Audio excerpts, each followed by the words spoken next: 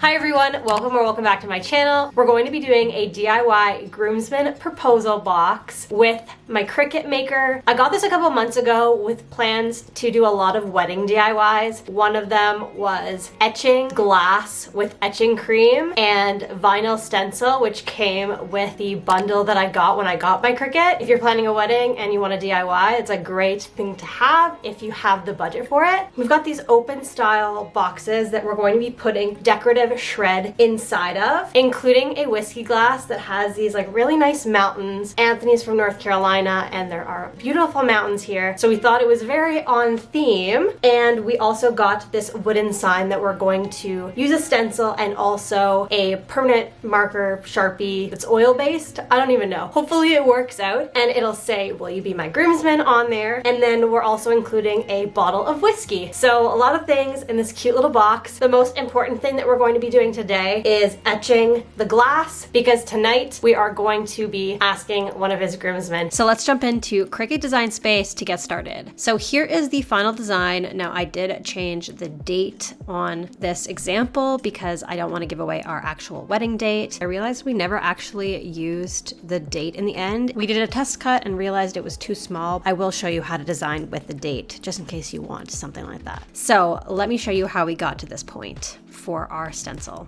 First thing you want to do is add a shape that the Cricut's going to cut out, and you're going to want to actually measure your surface area. So we measured the whiskey glass and kind of decided what we wanted our design to be. It ended up being these dimensions, so I just changed the square to exactly what I had, but definitely measure your surface area before you get started so that you know that you're designing the correct size for your project. Once that's changed, I changed the material color to white so that I could see what I was doing, and the operation is just left as a basic cut. Time to source our fonts. You can use Cricut fonts that are already available, but we wanted something unique, so we downloaded our fonts from dafont.com. I chose this cursive one called Santana, as well as another one called Made Mirage. These are free to use, but of course I'm not like selling my products or anything like that. I don't know if you're able to use these kind of fonts for something like that, but for now it's just a personal project. So I downloaded both of them as well as found a graphic that we wanted to use. So Anthony ended up choosing the one that I just showed you, but we kind of Googled, mountain outline, mountain range, PNG, different things, and it ended up finding this one that we really liked. But you're just going to want to find something that you'll know the Cricut is able to cut. This was pretty tricky in the end because there was these thin lines and it was a quite complex design, but it ended up working out really well and it ended up being brilliant. So I just saved the image and uploaded it. Obviously I already have it here, but you're gonna wanna click upload image and then browse to find your design. Of course, you're gonna wanna make sure that the image is the correct format. It ended up not being originally when I downloaded it, but I just went in and exported it as the PNG. So here's how that can be done. So I opened the original, which was a WebP file, and I clicked file and then I clicked export, and then you can change the format to whatever you need. I just used a PNG. But once you have that uploaded, I ended up clicking complex. I'm not entirely sure whether that was necessary, but I figured it couldn't hurt, so that's what I picked. Now it's time to remove that white background. Now you can pay for a subscription service called Cricut Access, but I don't have that. Instead, I use just the select tool and you just click the white blank space. I zoomed in just a bit to make sure that I was being accurate with the bits in the middle. If you don't do this, it'll just be a blob and it won't really look the way it's supposed to. So I just clicked until I made sure that I had all the space deleted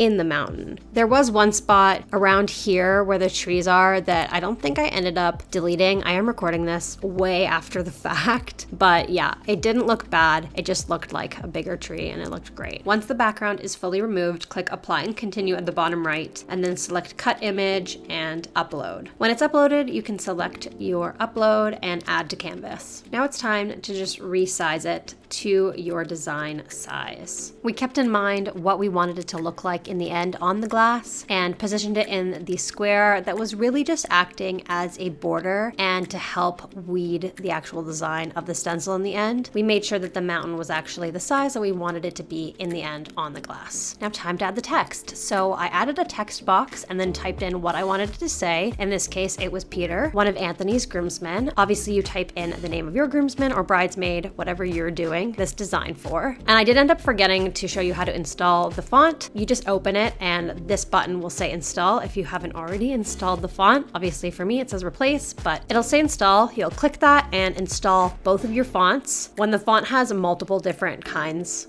bold, italic, things like that, I just select everything and install it, and it'll come with the regular version and everything else as well. Over here is where the font box is, and you'll want to click system to access your fonts, but it actually might not be there right away. You'll want to actually close out your design space and reopen it, and it should be in there. Don't forget to save before you do that, otherwise your progress won't be saved at all. So once you've reopened Cricut Design Space, you're able to access your system fonts, and then you just change the font to the name of the font you want. I basically sized it. I did end up changing the letter space. You just select the text and you have a bunch of options to ensure that it looks the way you want it to. Of course, if you're new to this, you'll notice obviously the top example is not the same as the bottom, but that is because we ended up attaching it, which I'll show you later how to do that. But for now, we're just working with what we've got and changing everything so it matches. So I made this text the Santana font that's a little bit more cursive and nice and complimentary and a bit different. The last thing we wanted to add was the date of our wedding. Now, when we asked his groomsmen, we knew the date and we did put the actual date of our wedding celebration. For this video, I ended up just using our wedding anniversary. We did get married in 2021. We're just now having and planning a wedding celebration for this summer. So I'm using 422 as the example, and I actually curved the font to make it look nice on top. That was just a stylistic choice, and you're able to curve it by going to the top bar and curving it to your liking. Once you're more or less happy with how it looks, I basically guessed on where the center was. So what you want to do to actually align everything is click and drag in order to select all of the things you've added, and then go to align and click center horizontally. You can also do another alignment if you choose, but that is what I needed for this kind of thing. Obviously, this looks different to the above example because I haven't attached the design yet. This basically means that if you click the make it, each individual element, if you want to call it, is all separated. It doesn't know to cut the elements on top of that box, basically. So if this is the only one you're going to want to cut, just select all the elements and attach it. But in this case, I want multiple different groomsmen and they all have different names. So I selected everything, clicked option and dragged to duplicate my design, and then I could easily change the name to the next groomsman. Obviously I put Anthony, but he's the groom. It doesn't matter. I just added his name and changed the size so it would work. And then you're going to want to attach each separately. So I selected just Peter's box and the text and graphic and clicked attach. And then separately, I clicked and dragged and did Anthony's attachment as well. If everything looks good with your design and you're ready to move forward, just click make it at the top right and get ready to cut your stencil. Of course, because the example wasn't properly attached, this is what it still looked like. So you can always just click the three dots and hide it if you make a mistake and just want to cut two or something like that. But in this case, I'm not actually remaking these, I'm just showing you how I did it. But that's it, and then you'll click continue and set up your Cricut and move forward with your stencil cut.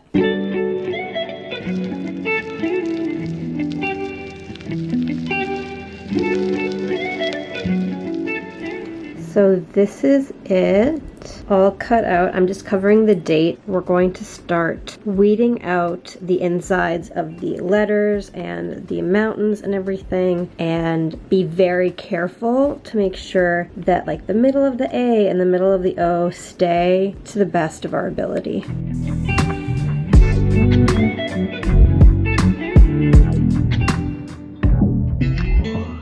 Managed to weed out everything, except I did mess up a little bit on the O's because that middle part of the O is the tiniest thing and it will not stay. So I managed to get at least the S middle and the A middle staying. So hopefully when we use the transfer tape and pick up the stencil, we can pick up those middle bits and make them stick as best we can so that the etching cream doesn't actually bleed into the middle of those letters. I'm just praying that it's gonna work out, but that's what I'm gonna do. Take the transfer tape and then apply it to our glass after we prep our glass as well. I'll show you what I do. All right, to etch your glasses, you'll need the scraper tool or a credit card, some rubbing alcohol, as well as some gloves, a paintbrush, some masking tape, as well as etching cream, of course, and your glass of choice. Please forgive the mess. The first thing you're gonna wanna do is prep your glass by rubbing alcohol on it. We used a cotton swab. You can use paper towel, anything that will not leave any dust or anything like that, and then just let it dry fully. Then just prep your stencil by applying your transfer tape on top, then using that scraper tool or a credit card if you don't have the scraper tool. Just make sure there's no air bubbles and it adheres to the entire surface. Then we picked the best side of the glass and put it in place with some of the Cricut tools on either side so it wouldn't roll away. Then we carefully removed the backing of the stencil, pulling as close to it as possible so that every piece would stick. And then we placed it on the glass, pressing in the middle and working our way outwards to try and avoid air bubbles, but of course, inevitably, there's going to be some. We began by pressing them away with our finger and then went in with the scraper tool and really pushed those air bubbles out of the stencil. You really want to make sure that there are no air bubbles close to the edges of the words and the graphic, because if the cream gets inside those air bubbles, it will etch the glass away where you don't want it to. So make sure it is fully air bubble free. Also, a mistake I realized we made when scraping out those air bubbles is we really should have taken the transfer tape off first before doing this, because it was so hard to peel it off without getting things stuck on it. So I would suggest first taking the transfer tape off once it's down, enough, and then really get in on those air bubbles at that point. And then you're gonna wanna put masking tape on the top, bottom, and potentially the sides to ensure that there's no exposed glass, because you're gonna end up rinsing the cream off in the sink and you don't want it anywhere it's not supposed to be. But for now, let's actually apply the cream onto our design.